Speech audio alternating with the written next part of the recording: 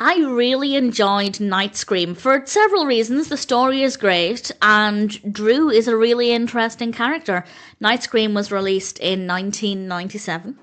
This is directed by Noel Nosseck, and it's written by Eugenia Bostwick-Singer, Raymond Singer, and Gary Tieche. I apologise if I mispronounced that. Based on the novel by Robert Specht. I haven't read the novel. If you have and have any thoughts on how it compares, please feel free to share.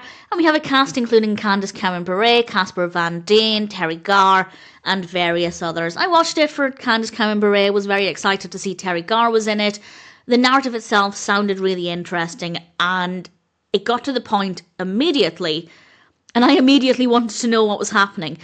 A young woman called Laura is murdered, and then Drew, who is identical to the point where both characters are played by Candace Bure, finds herself in the same town where Laura lived and was murdered, and she doesn't even know how she got there.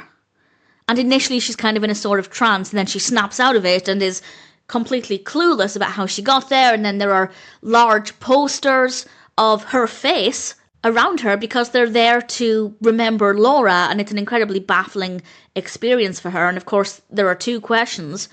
Why is she identical? And why is she there?